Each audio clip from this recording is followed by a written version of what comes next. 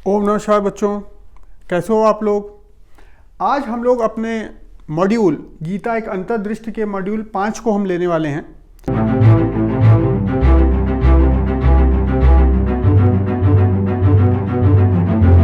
Module 5 में मेरा जो एम्फेसिस है गीता के एक दूसरे महत्वपूर्ण श्लोक पर है, जो कि अध्याय 2 का 11वां श्लोक है। इसको भी 80% लोग समझते हैं कि वो समझ गए हैं, पर इसको समझने के लिए अध्याय 1 के इन 2 श्लोकों का डिस्कशन करना बहुत ज़रूरी है। अध्याय 1 का 29वां श्लोक और अध्याय 1 का 30वां श्लोक, 29th एंड 30th। पहले मैं 29th लेता हूँ। अर्जुन युद्ध क्षेत्र में है और कृष्ण उसके साथ हैं। अर्जुन की स्थिति इन 2 श्लोकों में बयां हो रही है। अर्जुन कहते हैं सीदंति मम गात्राणि। सीदंति का मतलब होता है कंपन कर रहे हैं, मेरे अंग कंपन कर रहे हैं। अर्थात अंग कंपन कब करते हैं? जब ब्लड प्रेशर बढ़ जाता है। अर्जुन का ब्लड प्रेशर बढ़ रहा है। मुखम च परिशुष्यति, मुख सूख रहा है, मतलब अर्जुन को डिहाइड्रेशन हो रहा है। वेपुतश्च शरीरे में, पुनः पूरे शरीर में कंपन शुरू हो गया है। रोम हर्षश्च जायते, और मेरे रोंगटे खड़े हो गए। रोंगटे कब खड़े होते हैं? जब आप भयग्रस्त होते हैं। तो यहाँ पे अर्जुन को क्या बीमारी हुई है? ब्लड प्रेशर, यहाँ पे डिहाइड्रेशन, यहाँ पे अगेन ब्लड प्रेशर, और यहाँ पे वो फियर, भय। अगली श्लोक में अर्जुन बोलते हैं गांडीवम संसृते हस्तात्, हाथ से गांडीव छूट रहा है। वो अर्जुन जिसका गर्व है गांडीव। अर्जुन जो है सव्यसाची कहा गया है, मतलब जितनी योग्यता से वो दाएं हाथ से बाण चलाता है उतनी ही योग्यता से बाएं हाथ से बाण चलाता है। डेक्सटीरियस या एम्बीडेक्सटीरियस इंग्लिश में बोलते हैं, एम्बीडेक्सटीरियस। तो अर्जुन जो है आज अपने गांडीव को ही नहीं संभाल पा रहा है, हाथ से गांडीव छूट रहा है, इतनी शक्ति भी नहीं रह गई उसमें। त्वक चैव परिदहते, परिदहते मतलब जलना, त्वचा जल रही है। त्वचा जल रही है मतलब क्या हो रहा है उसको? फीवर। न च शक्नोमि अवस्थातुम, मैं खड़े होने में भी समर्थ नहीं हूं, मेरे में इतनी शक्ति भी नहीं रहेगी कि मैं खड़ा रह सकूं। भ्रम तीव च में मना, मेरे मन में भ्रम भरा हुआ है, इल्यूजन्स भरा हुआ है। Illusions, depression, worry, anxiety. आप किसी भी बीमारी का नाम लीजिए, वो अर्जुन को हुई पड़ी है। सारी बीमारी अर्जुन को के पास हैं। कोई ऐसी जो है चीज ऐसी नहीं है जो अर्जुन को आज की स्थिति में नहीं हुई है। ठीक है, आगे जो अर्जुन बोलता है उसको संक्षेप में बताता हूं कि हे कृष्ण, इस पृथ्वी का राज्य तो छोड़ो, मैं त्रिभुवन के राज्य के लिए भी दुर्योधन को मारना नहीं चाहता। पृथ्वी का राज्य लेके मैं क्या करूंगा? और मुझ निहत्थे को, धनुष उसने रख दिया है, मुझ निहत्थे को मारना चाहे तो मार दें। यह कह के अर्जुन शांत हो जाता है। तो यह बेसिकली स्थिति हम सबके जीवन में कभी ना कभी कई बार होती है। हम कोई बिजनेस कर रहे हैं, हम पढ़ाई कर रहे हैं, हम मित्रता में या रिलेशनशिप में हैं, तो हमारे साथ ये सब चीज़ें, स्थितियां आती रहती हैं। अब हम अध्याय 2 में जाते हैं। अध्याय 2 का 11वां श्लोक, जिसमें कृष्ण पहला तर्क दे रहे हैं अर्जुन को। कृष्ण जो है पहला ज्ञान दे रहे हैं अर्जुन को समझाने के लिए। इस श्लोक को समझने के लिए हमें अर्जुन की स्थिति समझना जरूरी है।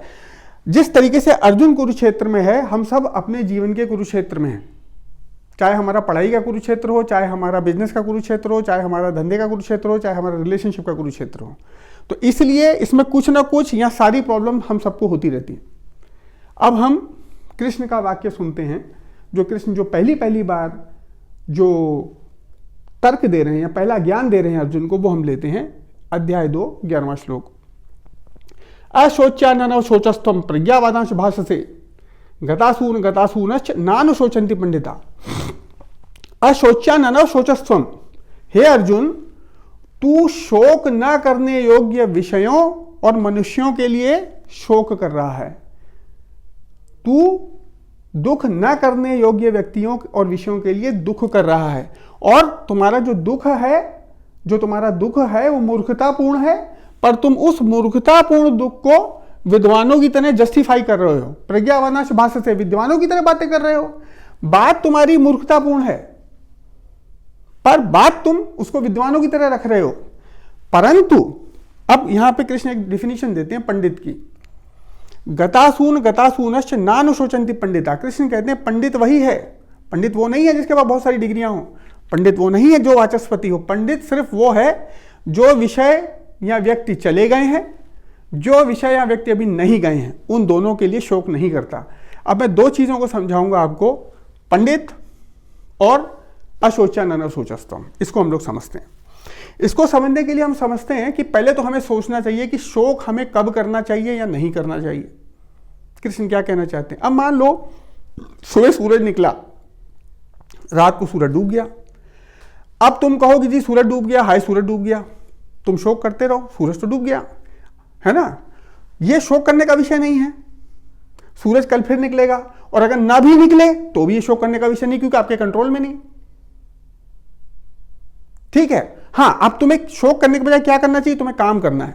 तुमको लाइट चाहिए तो मोमबत्ती जला लो, टार्च जला लो, वो कर लो। तो चिंता नहीं करनी है, चिंतन करना है। आप एक्शन क्या ले सकते हो अपनी चीज के लिए? शोक करने से कुछ नहीं मिलेगा, शोक करते रहो। व्यक्ति चला गया, मर गया, आपको बहुत प्रिय था, कुछ कर सकते हो? बुला सकते हो? नहीं बुला सकते।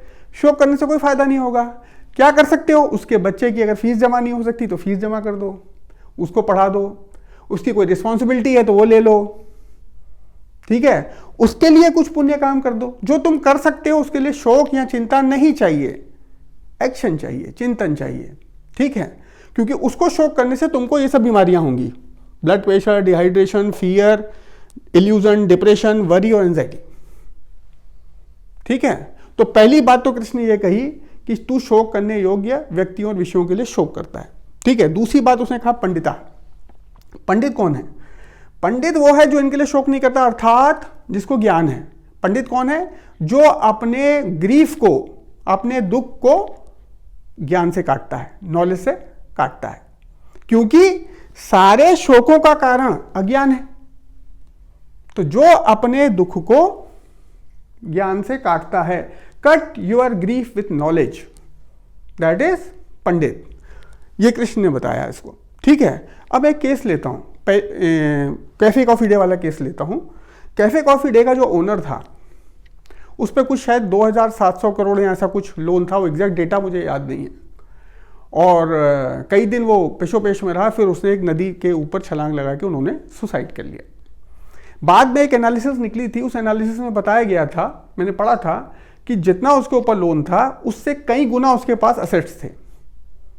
उसने अपने नोट में शायद ये लिखा कि मैं एक फेल बिजनेसमैन हूँ, और ऐसी ऐसी चीज़ें उसने उसमें लिखी। उसने इतना शोक कर लिया कि उसको प्राण त्यागने पड़े।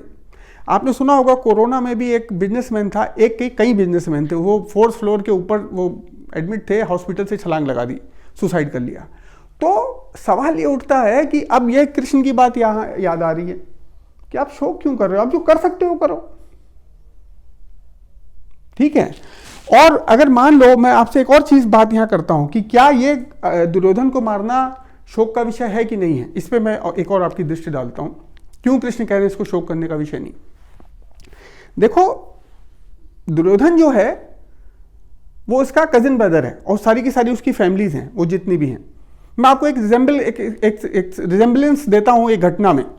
मान लो आप या मैं एक ऑफिस के बॉस हैं, मेरा एक सबऑर्डिनेट है जो मेरा ही भाई है, पर मेरा भाई बहुत बदतमीज है। वो हर लड़की के साथ जो ऑफिस में काम करती है बदतमीजी करता है, हर ऑफिसर के साथ बदतमीजी करता है। मैंने हर तरीके से उसको समझा लिया, फैमिली से कहलवा लिया, रिश्तेदारों से कहलवा लिया, खुद भी कह लिया, समझ नहीं रहा है। अब तो उसकी हद ये हो गई है कि वो मेरे रूम के पास आके बदतमीजी करने लगा है।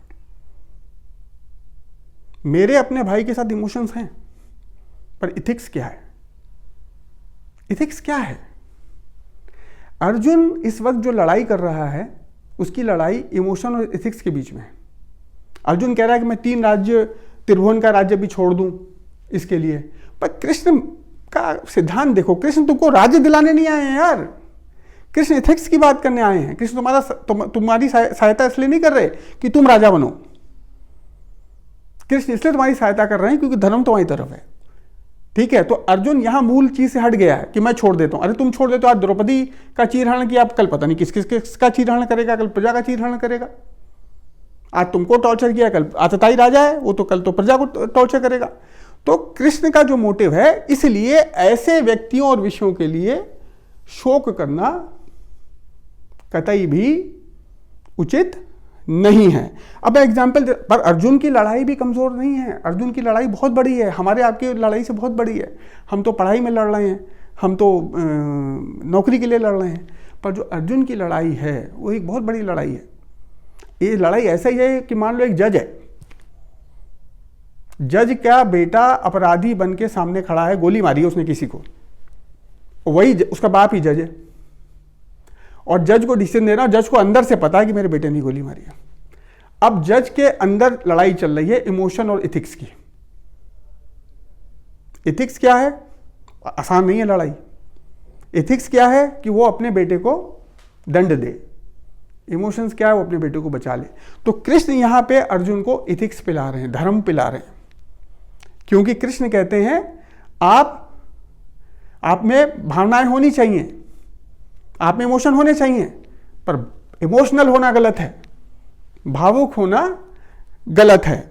और वैसे भी अब तो साइंस ने भी प्रूव कर दिया है कि सृष्टि का एक भी अणु न क्रिएट किया जा सकता है न डिस्ट्रॉय किया जा सकता है। ठीक है, तो आप चैतन्य आत्मा को तो वैसे नहीं मार सकते, तो शोक करने का विषय कुछ भी नहीं है। परंतु आज उसकी देह का वध करके तुम आज उसके दुष्कर्म भी कम कर सकते हो, अर्थात उसके ऊपर भी ये पुण्य होगा। तत्व से समझना, ये बहुत खूबसूरत श्लोक हैं जो आपको गीता ज्ञान से वास्तविक धरातल पे उतारते हैं। अब मैं एक बच्चों आप लोगों से एक और चीज़ कहूँगा, जैसे मैं हमेशा आपसे दक्षिणा मांगता हूँ, जो भी इस अध्याय को देखेगा, हमारे मॉड्यूल 5 को, वो देखने के बाद हमारे कमेंट बॉक्स में ओम नमः शिवाय या जय श्री कृष्णा जय श्री राम लिखेगा और दक्षिणा स्वरूप 108 बार अपने खुद से ही किसी मंदिर में जाकर, रूम में ही, कहीं भी 108 बार जय श्री राम या जय श्री कृष्णा या ओम नमः शिवाय को बोलेगा और मात्र हमें इतना बताएगा कि उसने जो है हमारी दक्षिणा दे दी, हमें इससे संतोष हो जाएगा। बाकी जिनको गीता ज्ञान हमारे मॉड्यूल में रुचि है, गीता की अंतर्दृष्टि, क्योंकि हम गीता ज्ञान को प्रयास कर रहे हैं पोथी के रूप में नहीं, धरातल पे उतार के आपको समझाने के लिए, आपके क्षेत्र में, आपके मानसिक स्तर पे आके उसको समझाने की कोशिश कर रहे हैं। तो जो भी लोग इसको देखना चाहें, हमारे YouTube चैनल, स्पेलिंग ध्यान से देखिएगा, AATM SHUDDHI 7211, इसमें सब्सक्राइब कर सकते हैं। आप सबको गीता जयंती की बहुत बहुत शुभकामनाएं। ओम नमः शिवाय।